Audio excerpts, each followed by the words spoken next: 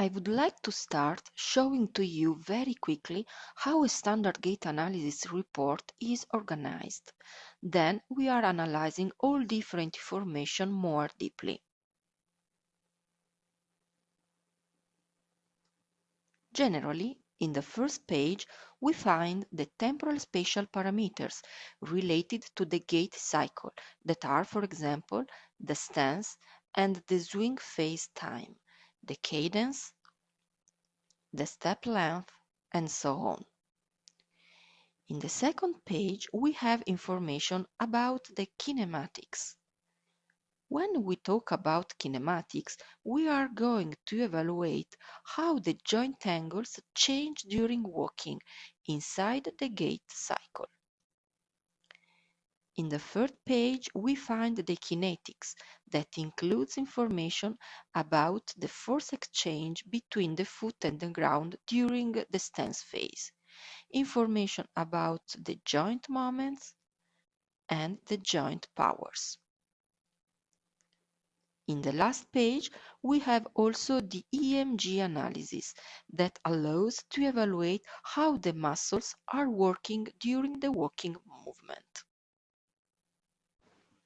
Now, let's go to better understand the meaning of all these data: temporal distance parameters, kinematics, kinetics, and EMG.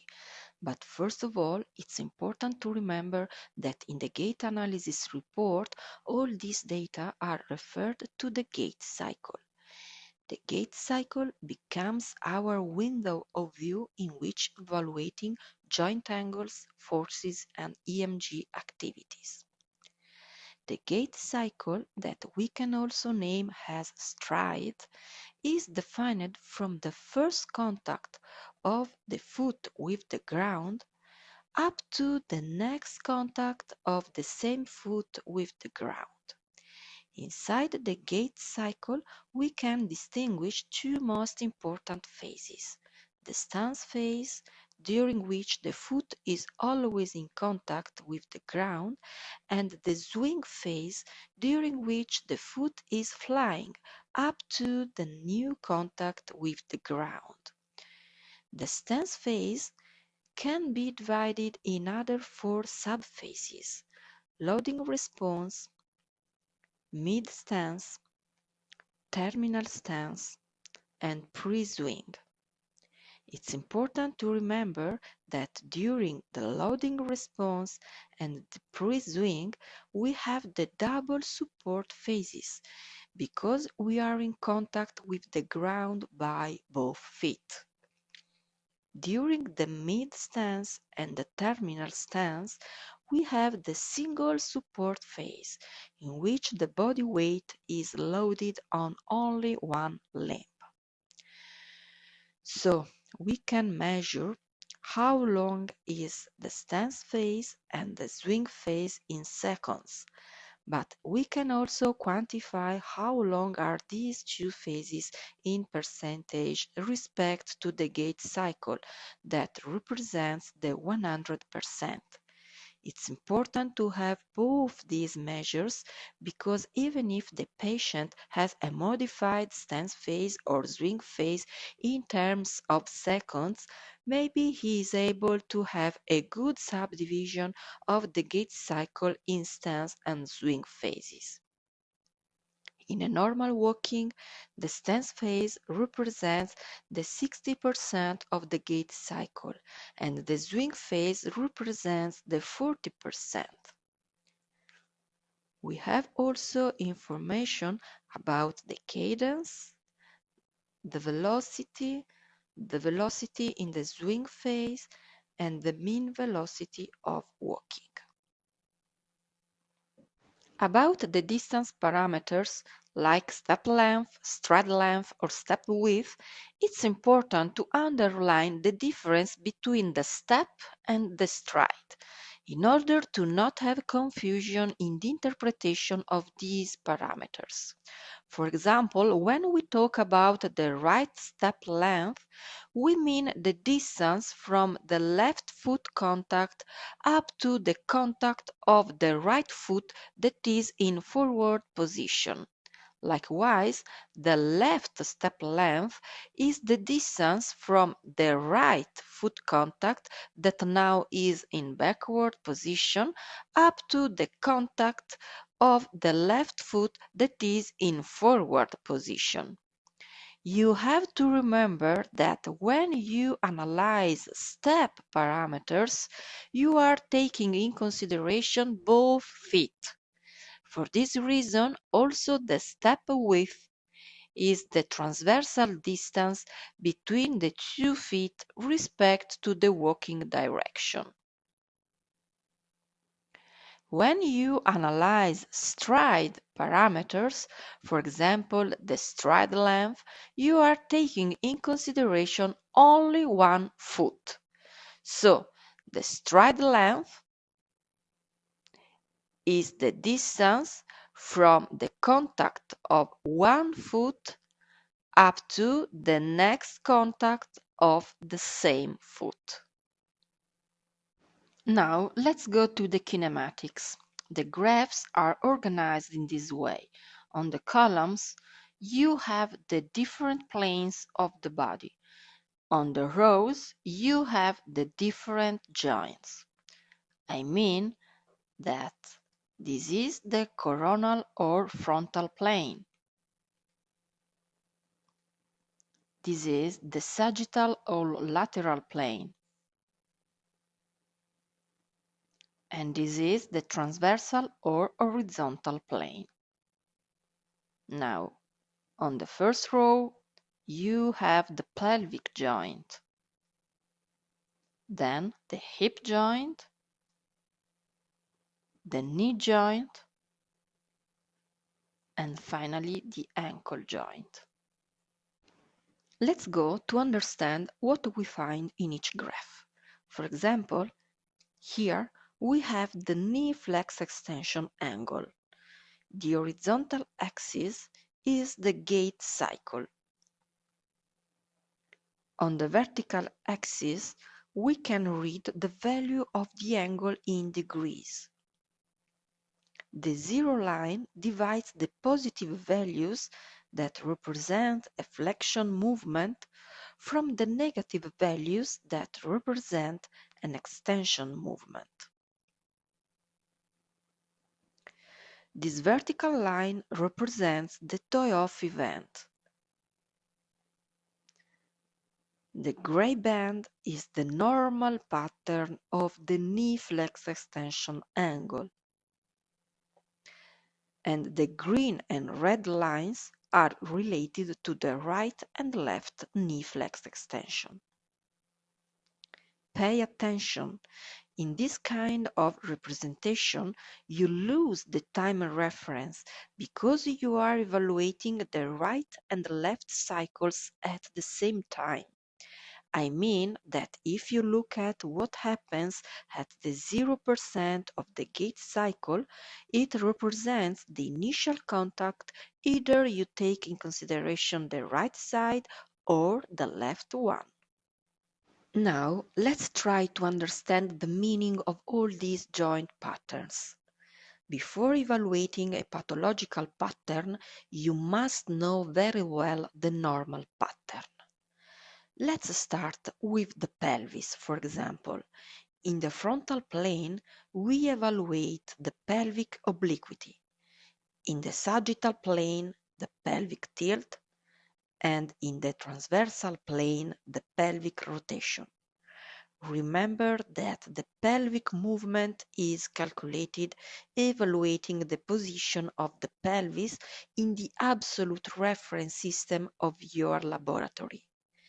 I have prepared for you some videos that I hope can help you to better understand the graphs. Look at this video that shows the pelvic obliquity.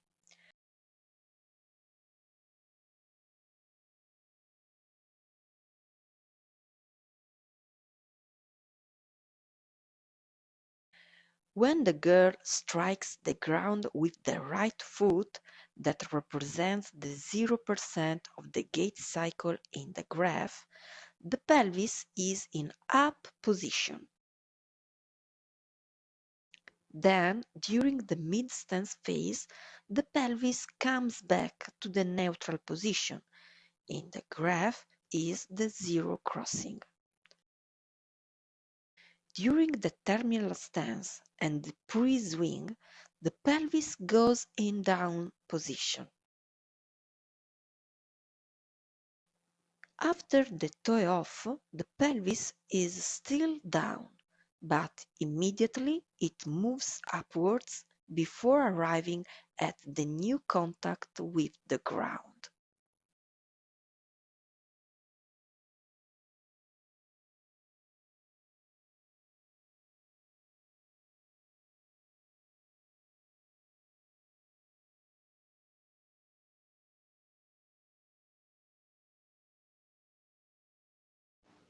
Let's go now to evaluate the hip kinematics.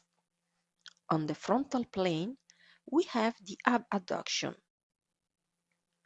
On the sagittal plane, the flex extension, and on the transversal plane, the intra-extra rotation. Unlike the pelvis that, as I said before, is evaluated in the absolute reference system, the hip movement is evaluated with respect to the position of the pelvis. Let's try to evaluate the abduction pattern.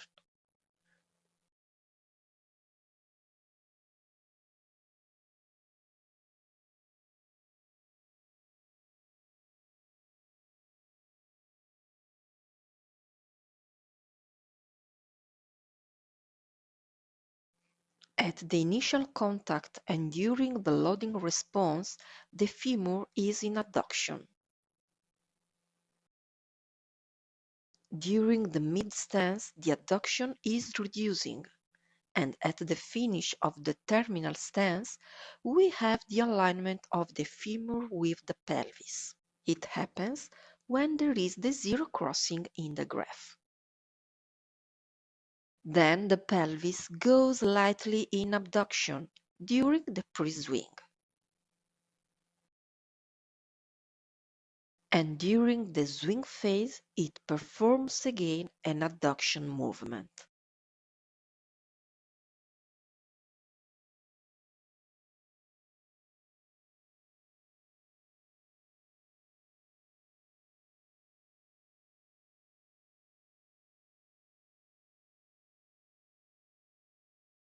Now, let's go to evaluate the hip flex extension. We are on the sagittal plane, of course.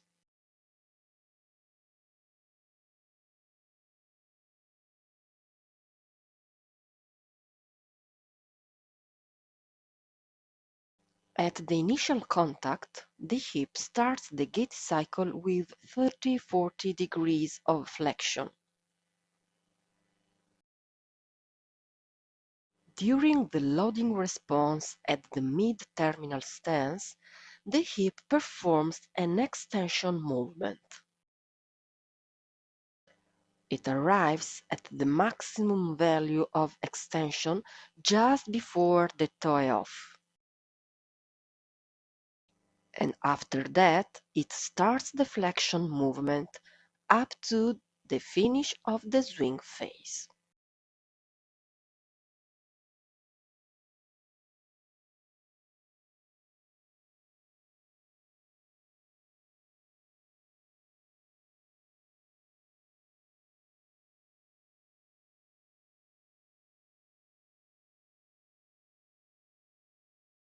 About the knee, let's go to evaluate the flex extension pattern. So, we are again on the sagittal plane and we are looking at the shank position with respect to the femur.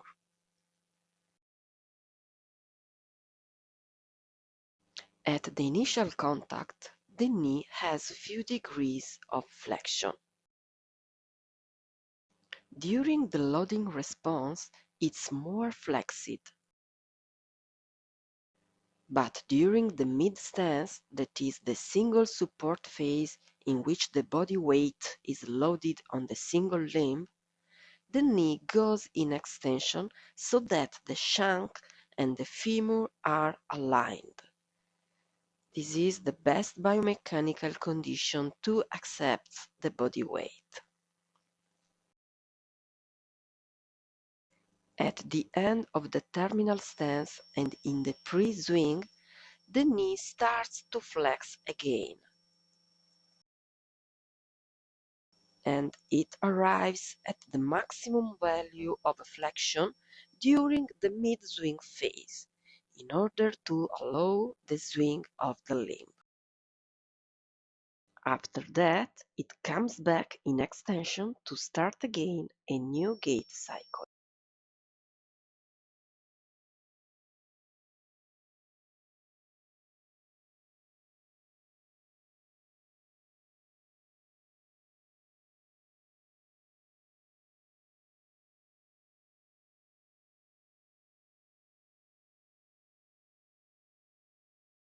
About the ankle, let's go to evaluate the dorsiplantar flexion movement.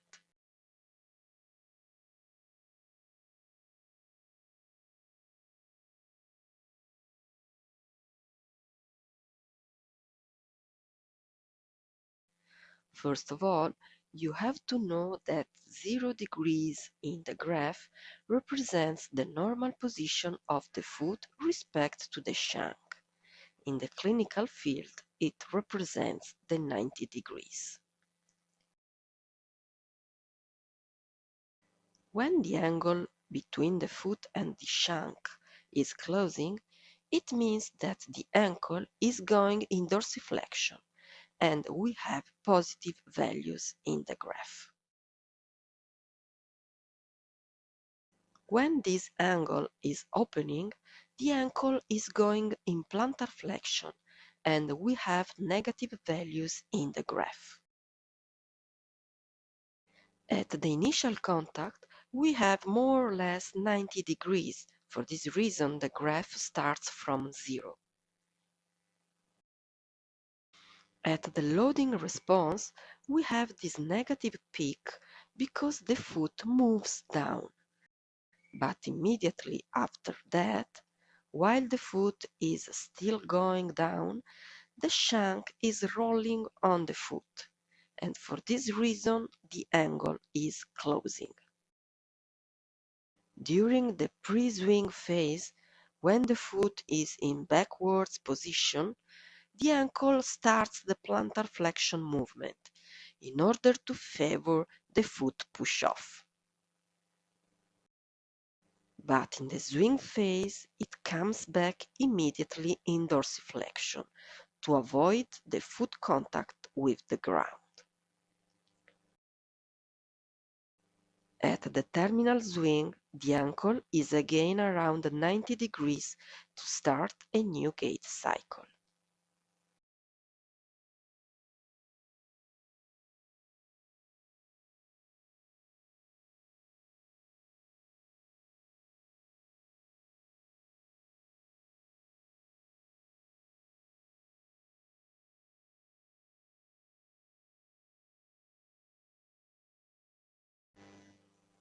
About the transversal plane, you know that it's difficult to follow the patient during walking by video camera from the top. In fact, it is one of the limitations of the video analysis. But let's go to better understand the foot progression angle. The foot progression is another example of absolute angle. Like the pelvis, also the foot progression is calculated respect to the reference system of the laboratory. Generally, we walk with a light extra rotation of the feet. For this reason, the curve is always in the negative plane during all the gait cycle. Only just before the toe-off, there is a light intra-rotation movement. Let's go now to talk about the kinetics. First of all, let's go to understand the meaning of the joint moments. It's important to say immediately that the joint moments in the clinical report are internal moments, but I think it's better to review some physical basic concepts in order to make you more confident with this kinetic parameter. The moment is that physical characteristics that you have when you apply a force onto an object that can rotate around the fulcrum. The moment is calculated as the force per the distance. You have to evaluate which is the amplitude of the force, which is the direction of the force, and which is the distance of the force line from the fulcrum. I like explaining the concept of moment by remembering what happens when you close a door. You need a light force if you close the door, applying the force in a point as far as possible from the fulcrum. That means the distance d is large. If you try to close the same door, applying the force very close to the fulcrum, that means the distance d is small, you know that you need a bigger force. During walking, the ground reaction force generates an external moment to the different joints. Time by time, we have to evaluate if the force line is directed backwards or forwards respect to the center of rotation of each joint. For example, if we take in consideration the initial contact, the ground reaction force is in backwards position respect to the hip center of rotation. In this case, the ground reaction force generates an extension external moment. Our body has to reply to this external action, generating a flexion internal moment. Look at the graph of the ankle moment. At the initial contact, the force is backwards respect to the ankle center of rotation, and so it generates a plantar flexion external moment that would make the foot fall down if we didn't have the dorsiflexion internal moment against it.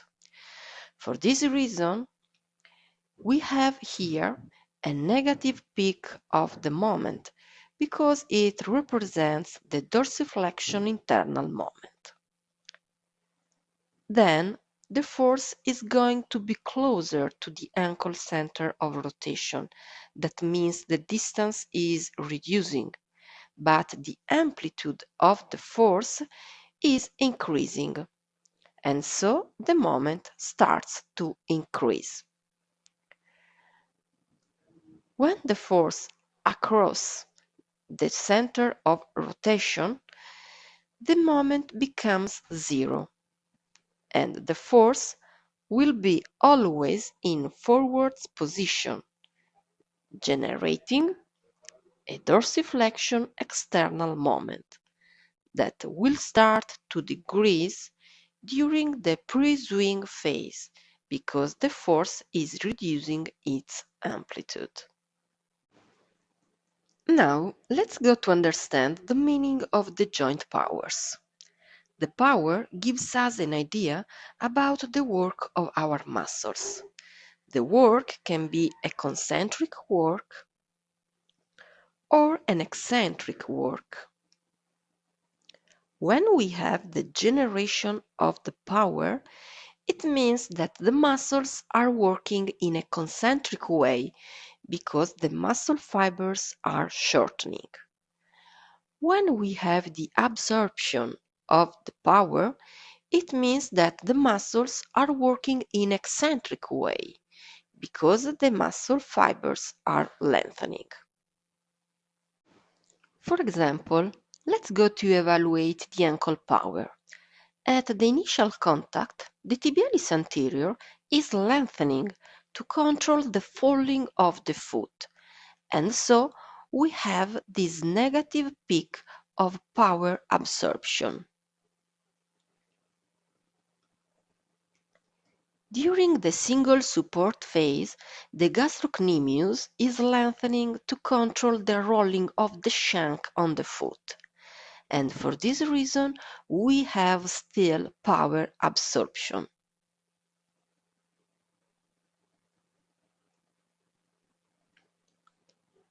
But just after that, during the pre-swing phase, the gastrocnemius is shortening in order to push off the toe, and so we have the high peak of power generation. Finally, in the last page of the report, we find the EMG data. We have to evaluate if the muscle is able to have on and off phases. But it's most important to assess the muscle activity inside the gait cycle to understand if the timing of activation is correct in that particular phase of the gait cycle. We can assess the EMG data in two different ways, evaluating the raw signals or the envelope signals. The raw signal is visualized in the time. The vertical black lines identify the gait cycle, and the vertical dotted line is the toe off. The envelope signal gives us an idea about the shape of the muscle activity, in which it's simpler to identify the peaks of activation. The envelope signal is not visualized in the time, but it's normalized to the gait cycle. On the horizontal axis, we have again the percentage of the gait cycle. The horizontal black lines identify the phases of the gait cycle in which the muscle has to be active normally. Thanks to this kind of representation, it's simpler to evaluate if the time of activation of the patient muscle is correct in comparison with the normal behavior, because you have to check if the peaks of activation are exactly in correspondence to the horizontal black lines. After the explanation of all these parameters that you can find inside the gait analysis report, I would like to show you the report related to the patient of our webinars. In the first page, you find the information about the patient. Then you have the spatial temporal parameters, the kinematics, the kinetics, and the EMG data. Only few words about the report of our subject. She has a normal walking.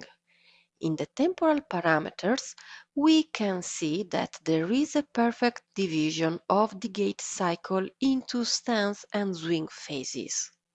They are perfectly around the 60 and 40%. There is also a good velocity linked to a good step length for both sides. About the kinematics, I think it's important to underline the pelvic obliquity and the pelvic rotation, because as you remember, when we assessed the anthropometric measures on the patient, we found a different leg length between the right and the left side. The left lower limb is 2 centimeters shorter than the right one. For this reason, the right pelvic obliquity is always above the left one during all gait cycle, and the right pelvic rotation shows a compensatory strategy because it moves in intra-rotation.